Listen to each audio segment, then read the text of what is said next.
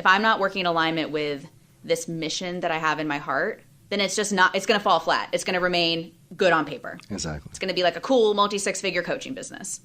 But if I want to wake up society and let them run naked down the street, to use your example, that's what I want for everybody. Like the people who desire wildness, I want them to have it. The people who desire peace and tranquility, I want them to have it. The people who desire love, I want them to have it, right? But if I'm out doing some shit that seems like it'll sell, right, it's not going to happen. Get around those obstacles and make room to create opportunities. You are listening to the Around the Way podcast. And now, your hosts, Kyle King and Kiana Williams. Welcome to another episode of Around the Way podcast, where we help you get around your obstacles and find a way to redesign your life. We are here with Miss Sales Swagger, with some swagger herself. How are you, Lauren? I am good, feeling swaggy. Thank you for having me. For sure. So before we get into the weeds and talk about all these amazing things that you're doing, could you just introduce yourself, tell us who you are at the core, and how you're changing lives? I mean, where do you begin? I love that question, and it always makes me a little bit nervous because I'm like, where do I begin? I mean, the first time I met Kyle, he said, I have a lot to tell you about myself, but I'm a man of God and I'm a father. And so I want to start with that too. My purpose on this earth is to activate people to move toward their goals. There's a lot of more complicated ways I could say that. I'm trained as a life coach. I've been doing this for 5 years. I morphed into a business coach during that time. But really what I want to do is help you find that swagger, as Kyle said. And not just when it comes to sales or business, but really with anything that you want to accomplish, it requires that swagger. And I'm really obsessed with this word. I make jokes that I want to change my website to say swagger coach. I really just want to walk around and be like, where's your swaggy swag? But the truth is, swagger is simply freedom from fear of failure. It's not that like Rico Suave. It's not like the way you dress or the way you sound. It's the freedom to act. So when you have swagger, you're not held back. So think about if you want to talk to an attractive person at a bar, or you want to start a business, or you want to ask for that promotion. The reason you don't do those things is simply fear. Literally. So if you can find a way to get past that fear, that's swagger in my opinion. Acting, knowing that it's going to be okay, you might fail, you might be all right, but you can do it. This is good. You know, it's so interesting that you started with that because I have so many questions. But before we even get to, I guess, where we are now and this belief in this new definition of swagger, walk me, I guess, what it took for you to become this person that you are now. Oh, it's such a good question because I wasn't always this way. And I'll tell you what, it's a daily practice.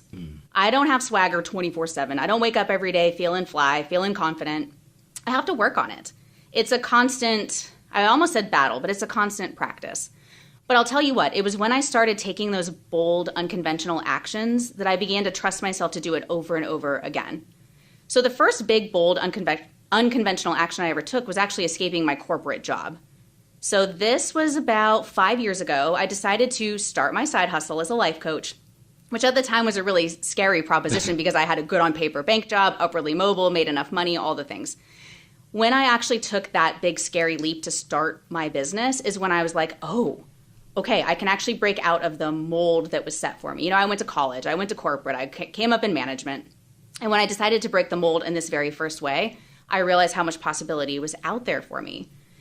So I side hustled for about 2.5 years, which was a crazy period. I worked on the trading floor of a global bank. And in the middle of side hustling and working my ass off at work, I found out I was pregnant unexpectedly with baby number 2.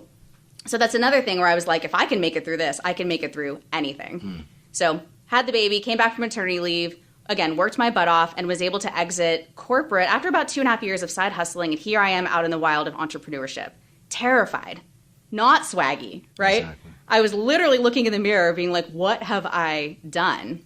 But I kept going. And that's all I can say. Like when I said swagger is the fear of, or the freedom from fear of failing was not an option. So whether I was doing a really good job, I don't know. I was probably doing a terrible job those first few months out of corporate, but I didn't quit.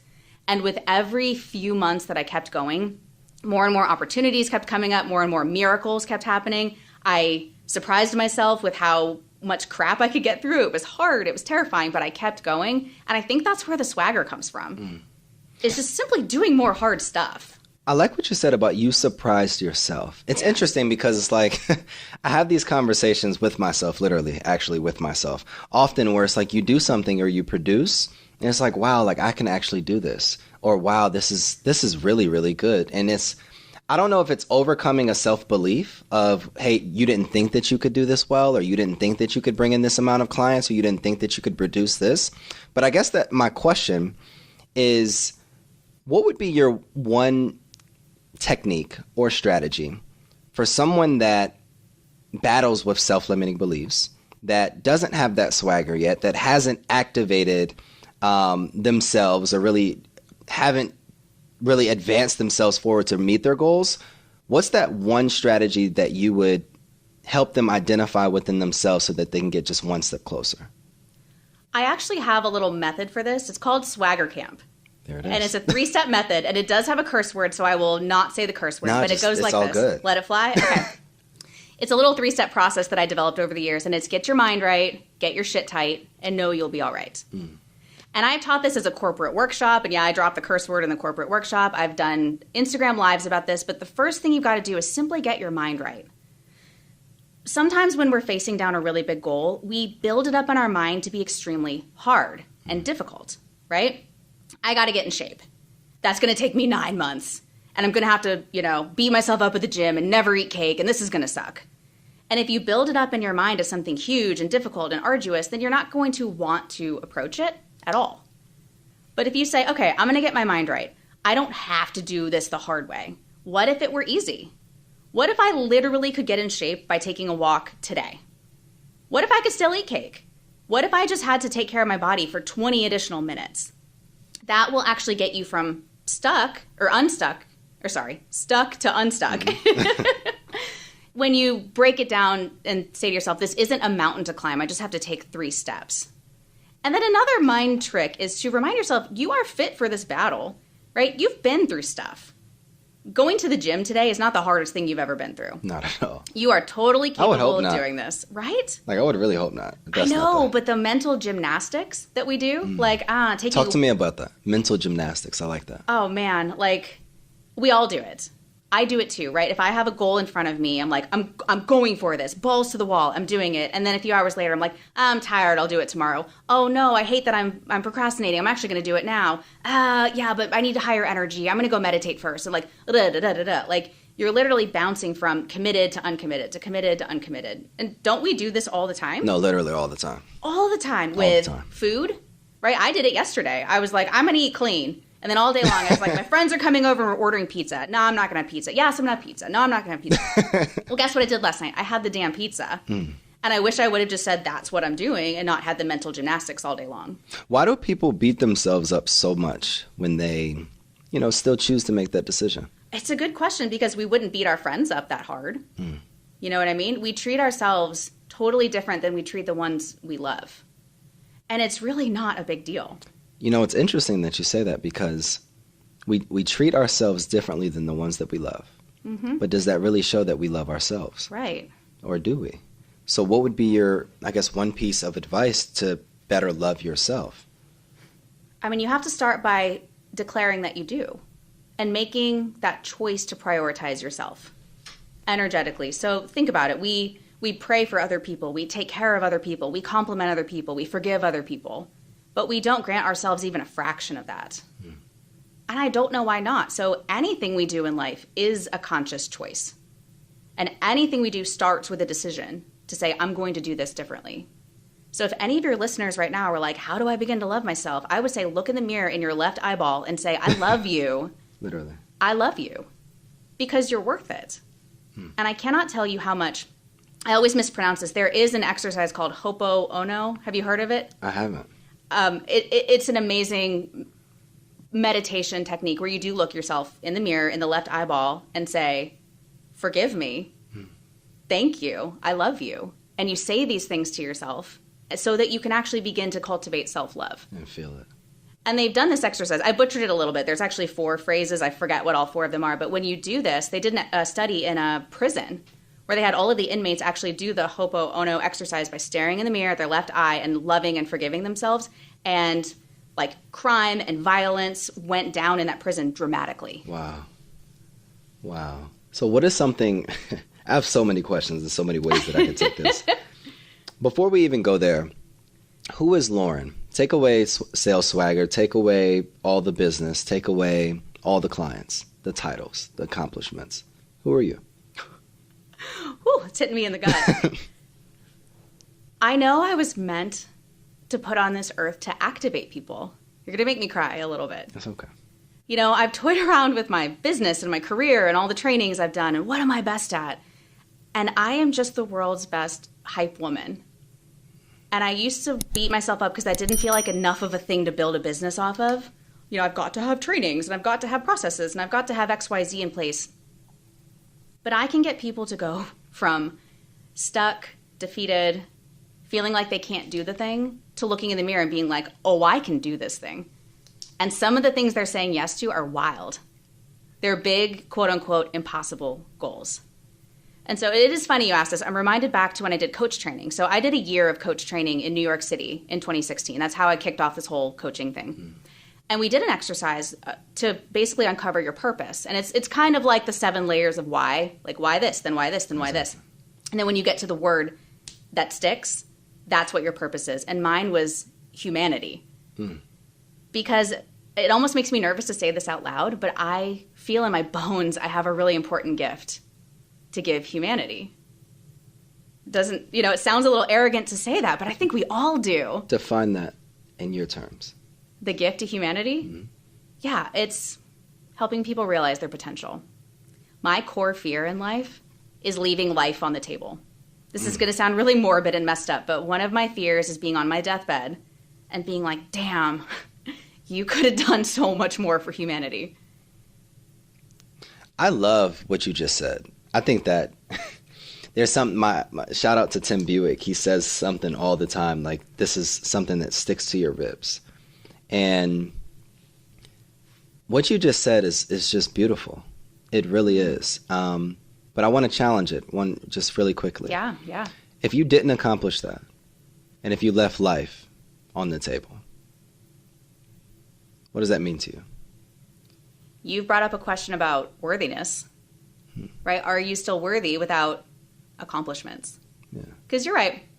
I built my life around service and this figuring out my gift to humanity and deploying it as much as I possibly can. I don't even claim to have that figured out. But you're right. What if we reach the end of life and I'm like, oh, I didn't do all the things I set out to do? Yeah. Will I still feel worthy? And I think that's the pursuit. I mean, that's the pursuit, right? That's the spiritual path that a lot of us are finding ourselves on, which is not what makes me worthy, but how do I realize that I'm already worthy? Do you? I don't know. I think I'm working on it. I love the honesty. I think I'm working on it. Yeah. Yeah. And you said one of your gifts is you're the best hype woman. Mm-hmm. Tell me about a time in your life where you needed hyping, but that person wasn't there. Oh, the person wasn't there. I was about to tee up examples where people hyped me up and it made the thing happen. I think a lot of times, and why I say that, just to preface it a little bit, I think a lot of times we become what we lacked as kids or what we lacked in our lives. You know, the parent, like I'm now an amazing dad.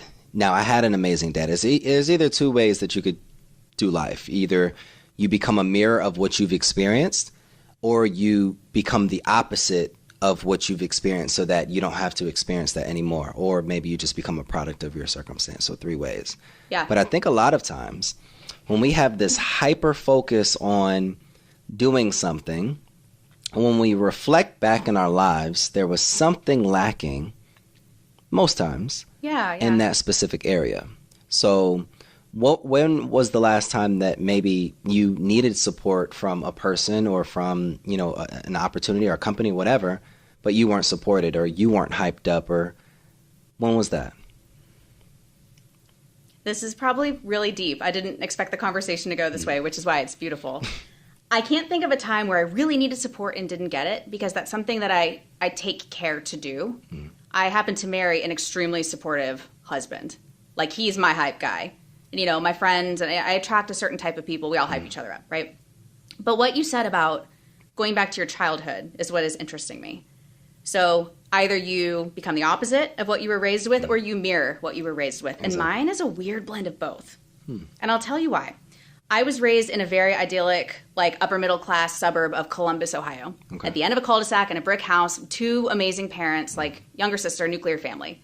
I went to college, all the things that you could have hoped for.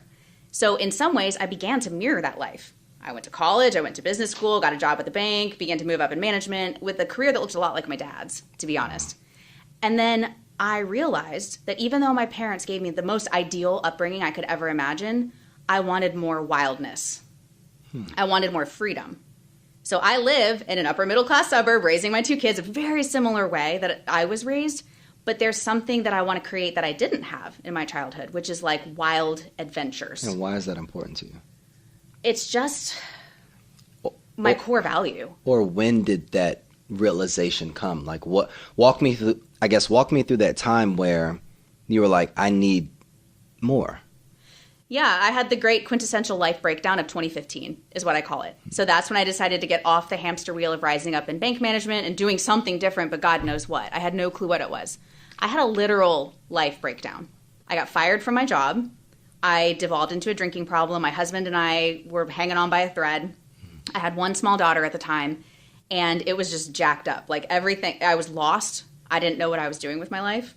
And that's when I hired that first life coach out of pure desperation. Pure desperation. I was like, I hope this woman can help me figure out what I'm doing with my life. It was either her or a therapist, and I ended up with that. And it was through those deep questions that we life coaches do that I began to uncover, I actually do want more freedom, more wildness, more richness, more, I want to eat all the foods and visit all the places and meet all the people and feel all the things that I haven't let myself feel, in these 30-some years of life. This is good. This is good. So just to kind of recap, right? So you grew up upper middle class family. Yeah. You had certain privileges. You kind of you made all the right decisions. You went to school, you went to college, you had this great job, but then life shook you up in 2015. Yep. Now we're in 2021 and you've built this mega business. And you're now, the hype woman for so many other people and companies and industries. Walk me through the process, I guess. Oh, there's so much. From 2015 to 2021. I want to really hyper-focus on that. What would you, if that was a title of a book, what would the chapter or what would the title of that book be? Oh, my God.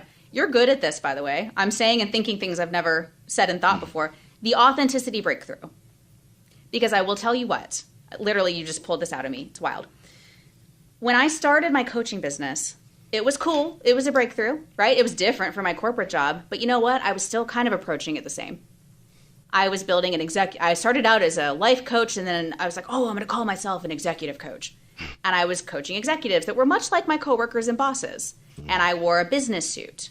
And Kyle, you're getting to know me. Like, I have a very filthy sailor mouth. I didn't use any of it. I was very, proper, polished, right? And I would go in and do these workshops and, make sure that they thought I was legit. And it was in 2019 that I went to a retreat with my own coach. And I was like, this whole thing sucks. Yeah, I'm making money. Yeah, I'm successful. Yeah, so I'm getting on planes and flying around the country, and that makes me feel important. The same way my old corporate job made me feel important. But this isn't who I am. And it's not that this isn't worthy of being focused on, but I did not really care about executive coaching. I did not really care about helping people inside the matrix navigate the matrix better. Not to say that's not a worthy pursuit. Executive coaching is an important field. It just wasn't me. Where's the wildness, right? Where's the adventure? I actually want to help people break out. Exactly. And so it was at that retreat where I won't say the full word, but we all, 6 of us women in the room were like, F corporate. Not that there's anything wrong with corporate. I was just being corporate, and it wasn't me. I have a big old freak flag, and I'd never let it out. So I had this successful, good on paper business that was just like my good on paper, successful corporate job. And it was at that retreat that I was like, never again. And that was in 2019. So now we're in 2021. So about 2 years ago. So if you think about those 2-year period, because we're breaking it down even more. Yeah. If you think about that 2-year period, what would be the steps that you took? Step-by-step process from 2019 when you had this authenticity breakthrough to be able to get you to where you're at now? What are the steps? Yeah, I think I started baby steps, like you were saying at the beginning of this recording. Like, how do you break down a mountain? The first couple of steps were just being a little more freaky on social media, right? So dropping in some of my colorful language and saying things that, oh gosh forbid, this is on LinkedIn. What would somebody think if I said, hell on LinkedIn or whatever? And I started to realize that nobody burned me at the stake. Nobody fired me. I did that corporate workshop, Swagger Camp, that said, get your mind right, get your shit tight, know you'll be all right. That was a breakthrough. Because I, of course, showed up on my banker lady dress. But I'm like, I'm going to say the S word in this workshop. Is it all going to be okay? And it was okay. And so I just began to peek it out a little bit more and a little bit more. And people responded. People like authenticity. People like real. So walk me through the process when people started to like that. How did that make you feel? And how did that give you a sense of just, like, I don't know, it just activated more inside of you to keep going? It felt like coming home a little bit because I could be myself for the first time and know that people would accept me, which was always the case. I just couldn't see it. Exactly. I was trying to be perfect and trying to be polished. And it was attracting some people and it was going okay. But there's a small slice of people who love this stuff. They love, colorful language and funny, dirty innuendos. Like, they love all that stuff. Not everybody does. So, Kyle, what happened was a polarization. And they teach this in marketing, right? You want to attract your people and repel the rest. Exactly. But the idea of repelling the rest is terrifying, right? Because you really don't is. want to turn people off. Exactly. You don't want to offend them. You don't want to, lose potential customers because you said a silly, dirty joke. But once you can get right with, like, there are some people that are meant for you. And there are some people who are meant to have another guide. That's not me. Once you can get right with that, it is an exercise in worthiness, right? Like, I'm worthy even if these people don't like me. And I'm worthy and ready to serve the people that do. I love that.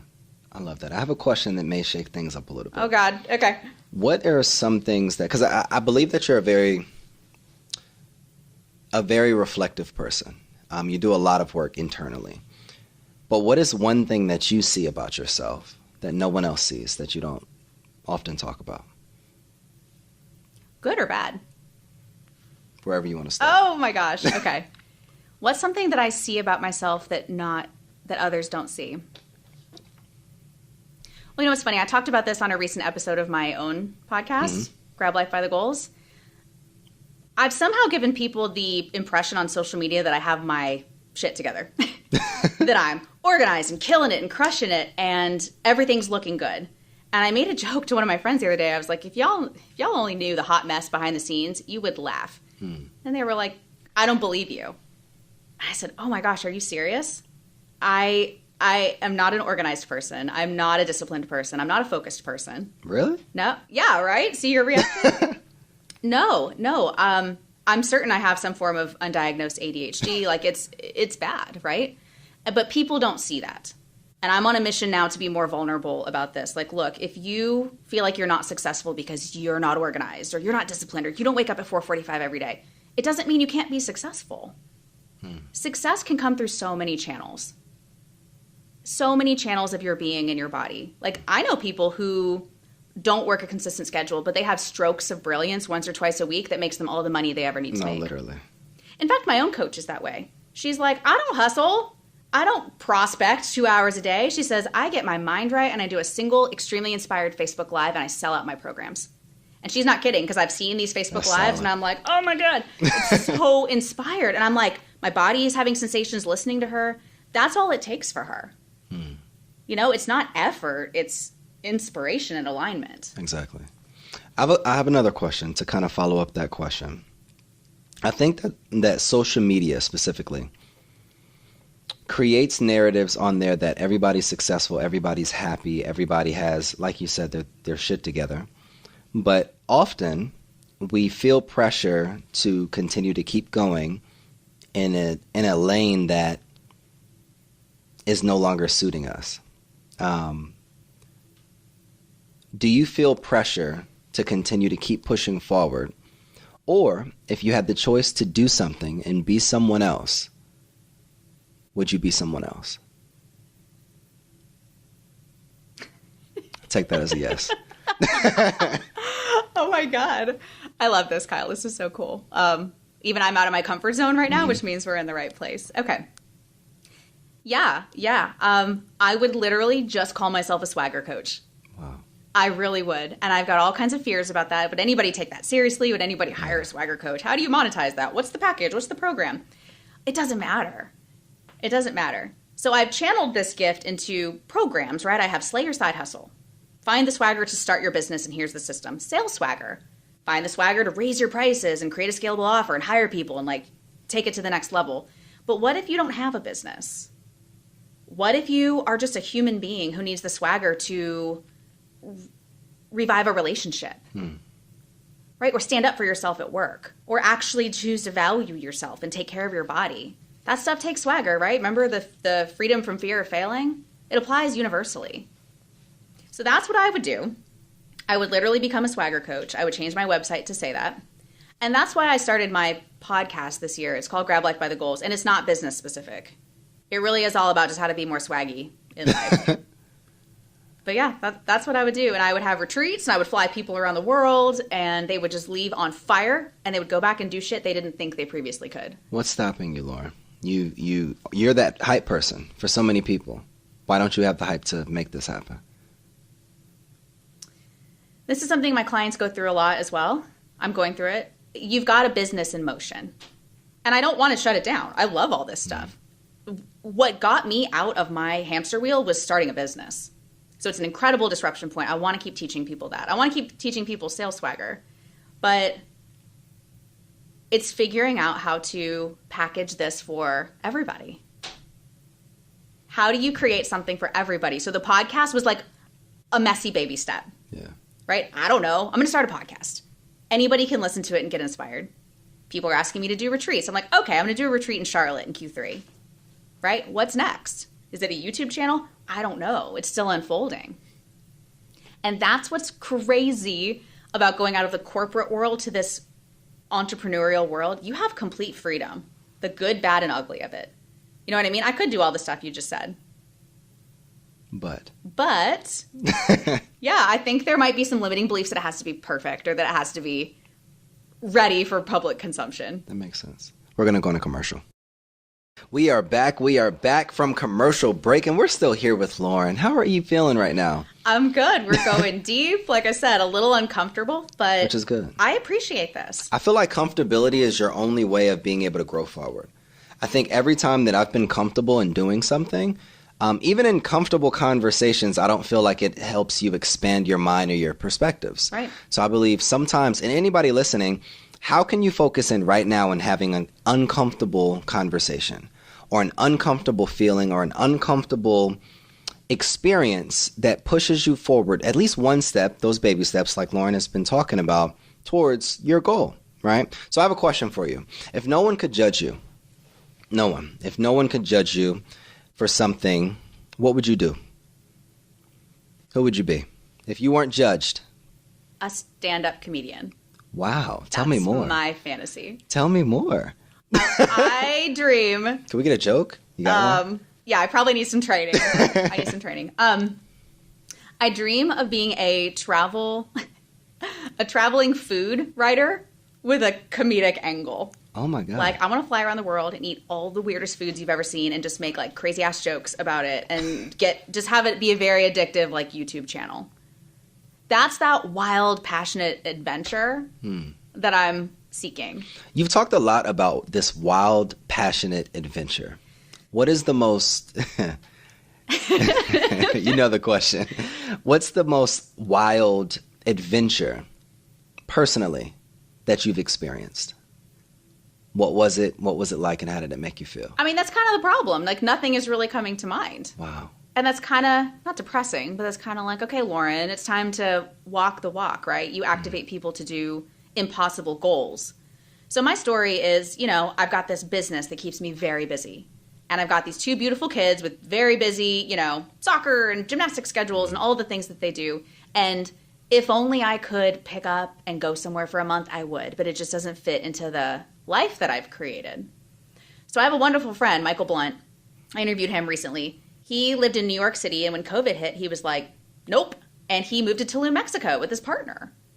And I'm like, God, I'm so envious of that. I know they literally lived in Brooklyn, and then they just up and moved to Tulum. and they live on the beach, and they both run their businesses from an Airbnb, and I'm seething with envy over this. That's amazing. I know. I'm like, so I looked at my husband. I was like, any shot in hell that anything like this could happen? He's like, well, I don't know. The kids are in school. Would you pull the kids out of school? You know, he works at the bank. He'd have to quit his job, you know. So we're, I guess you could say, a little locked into the lifestyle. This is a bullshit limiting story, but like we're locked into a certain situation that doesn't. No, Lauren, I'm not going to let you get out this one. No, I know. I'm a life coach. I hear myself. Locked into the lifestyle. I feel like there's a lot of people. There's a lot of people right now that are in relationships that they're not happy because they're locked into the lifestyle, so they won't leave. Right. There's a lot of people that are running businesses that no longer fulfill them, but they need the money. There's a lot of people that are inspiring people but aren't feeling inspired because they're locked into the feeling on being on stage, but they know this isn't purpose work anymore. Right. You're locked into this lifestyle. What's more important, Lauren, your lifestyle or your legacy? It's your legacy.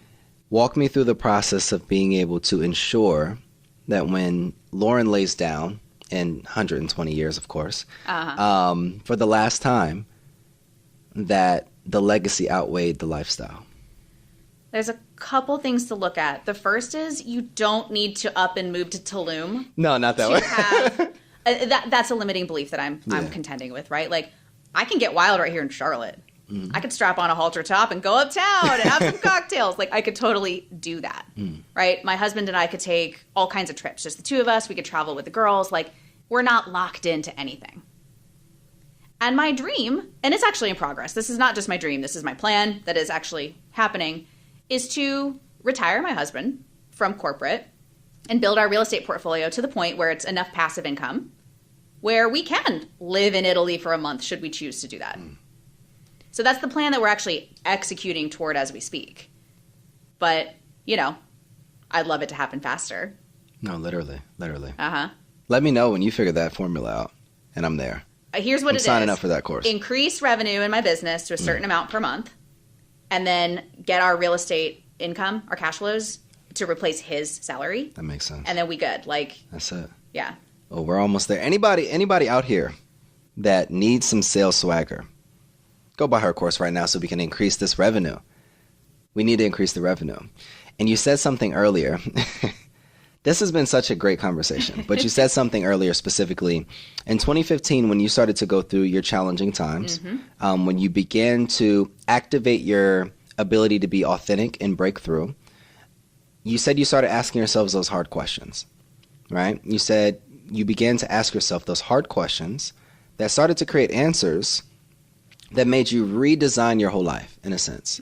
And that's what we focus on in this podcast, you know, getting around your obstacles to be able to redesign your life. But what you just said right now is these answers that you're trying to be able to create, you know, revenue, all these different things that you don't need. You don't have the question. It's kind of just a matter of, you know, being able to make it happen in a sense. But I do have a different question. What is a question that you have the answer to, but nobody asks you? I feel like you're somebody that helps everyone else, but people don't see Lauren for who she truly is at the core. Yeah. What's the question that you would like people to ask you, but either you're serving them or they're serving themselves? Right. I would like people to ask me how to be fulfilled regardless of money, which sounds the opposite of what I teach. I teach how to make more money, and it works. The system works very effectively. But I'm having this breakthrough for myself this year that even my own happiness, like with every new revenue milestone I reach, I'm like, yeah, I did it. Cool. I'm important. I have a successful business. But is that revenue resulting in more happiness? Not always. Not always. I mean, I've been able to channel some of that revenue into freedom and impact and hiring and creating jobs and like that. That's really cool. Exactly. But what if there was no revenue? What I really want to teach, well, what I want to figure out and thus teach people is how to separate feeling successful from money. I think that's sales swagger. It's fulfillment. Yeah. And it's challenging to think of it because now people would probably challenge and say, well, you need money to survive. Right. or you need money to live, or you need money to do all these different things. But I believe that there's a way. I think even if we bring it back to children, I grew up a very simple life. I didn't really need much. I didn't have an iPhone back then. You know, we didn't have gaming systems. It's kind of like we just went out as kids and we just had a good time. Mm-hmm. If you think about kids, they're fulfilled. They're happy. They're just exploring life, and they don't have anything. Now, obviously, they have parents that probably take care of them.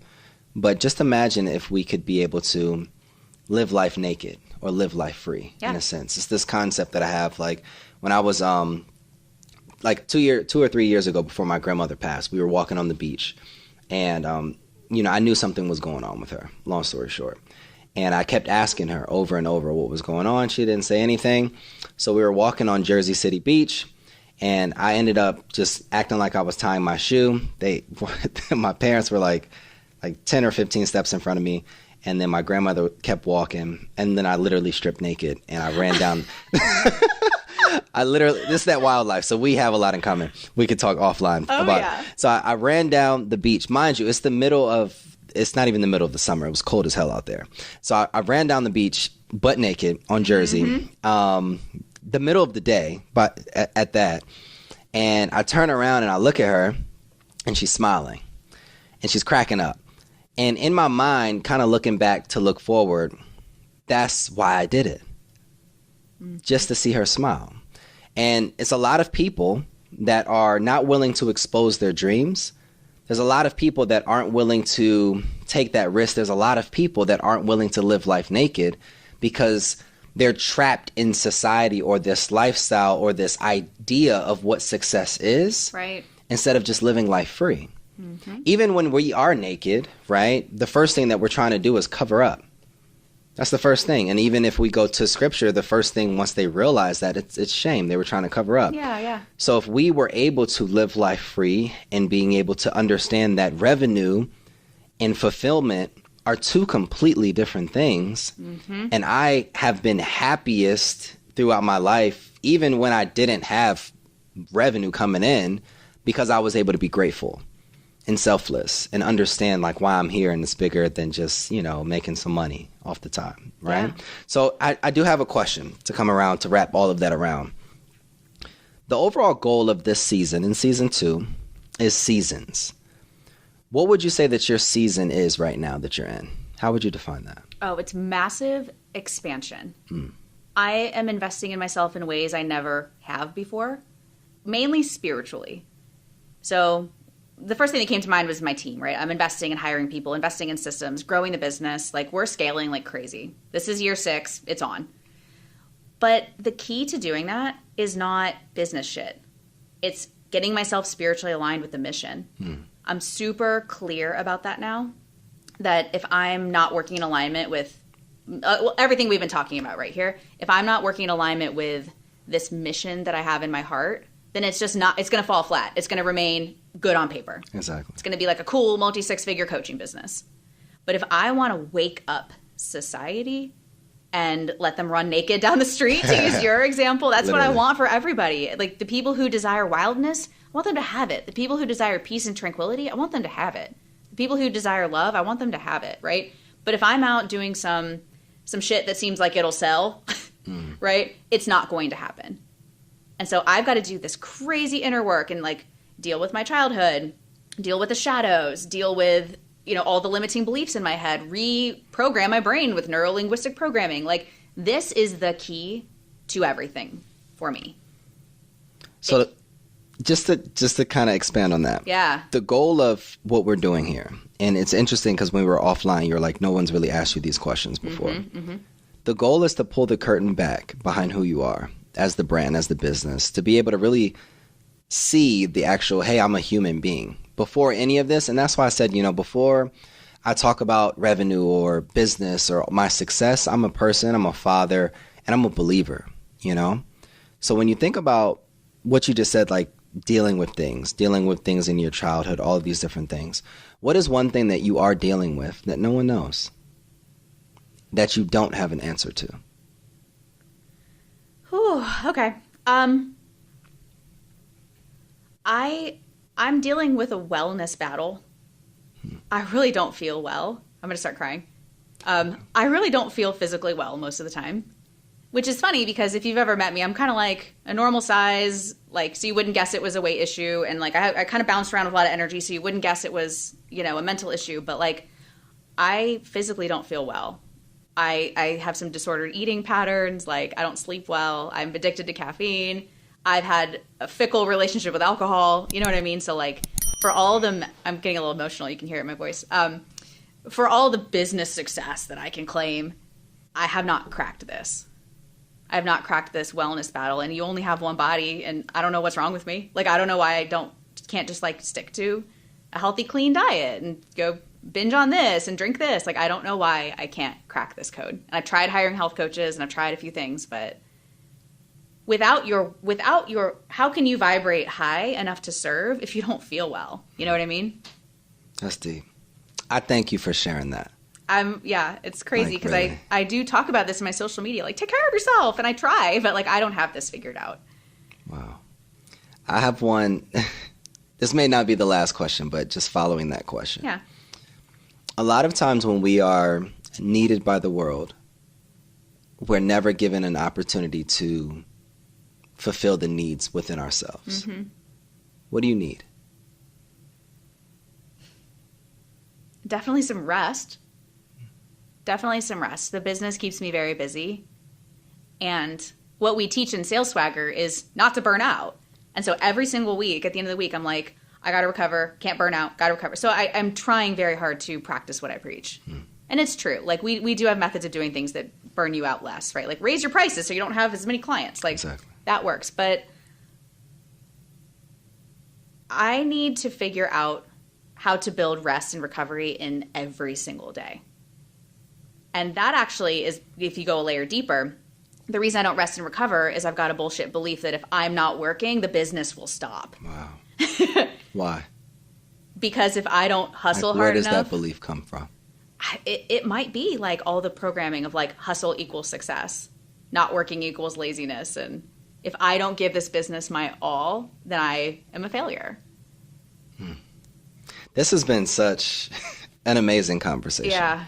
And I think that the curtain has been pulled.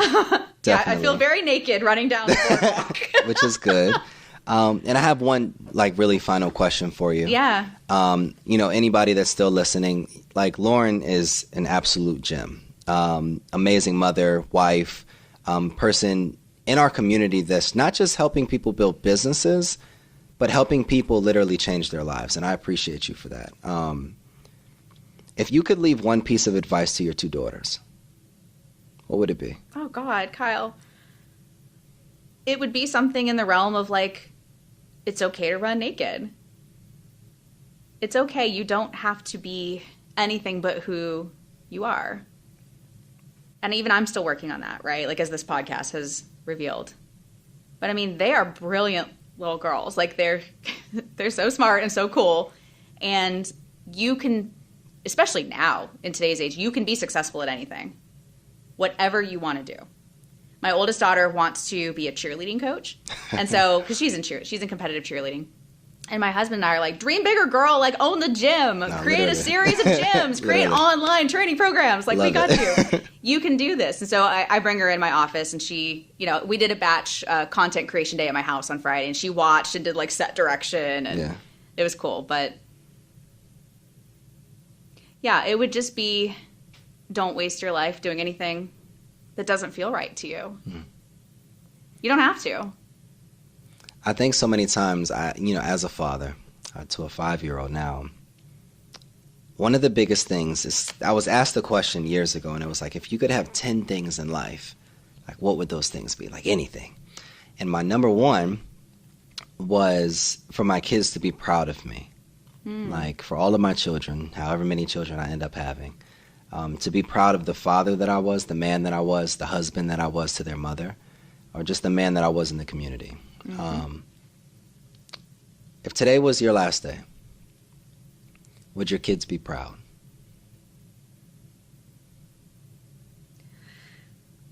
They would be proud. They would be proud.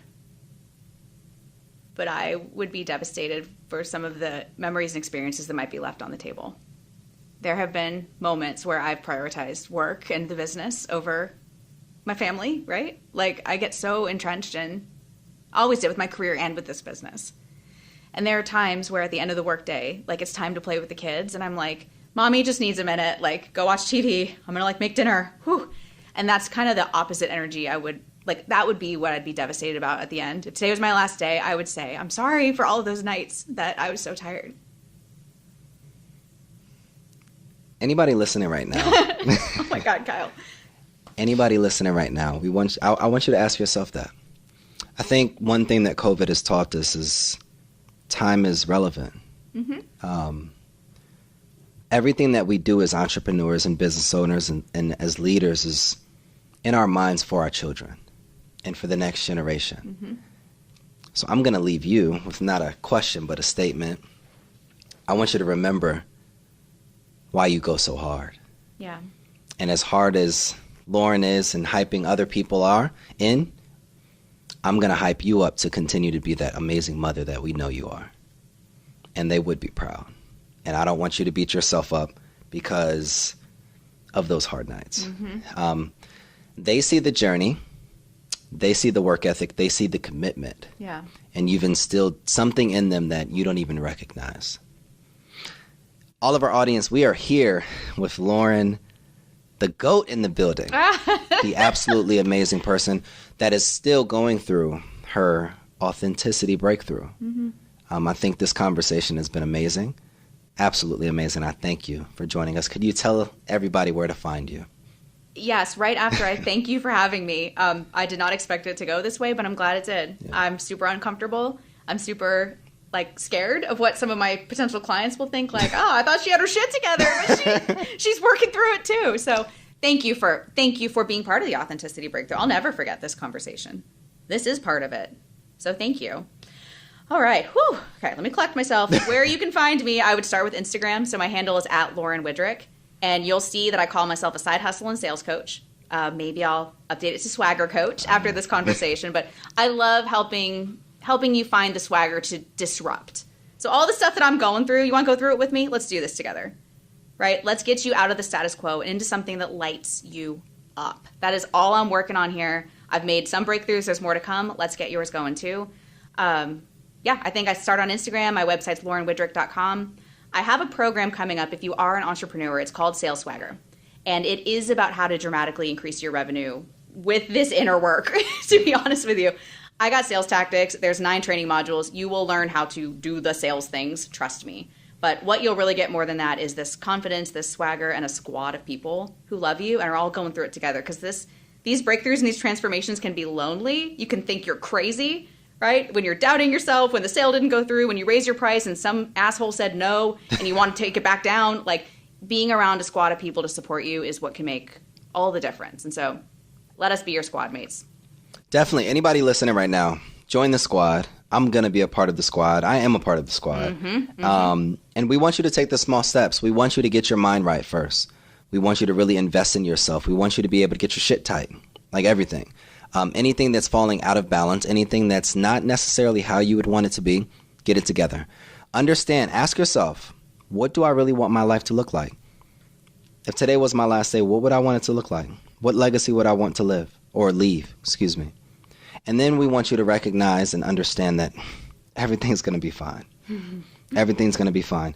You taking that extra hour of sleep, it's going to be okay. You eating that extra fry or that extra slice of pizza, it's not going to end your life.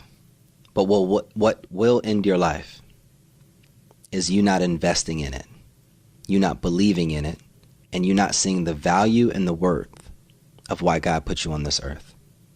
This Around the Way podcast, and we'll see you guys next episode.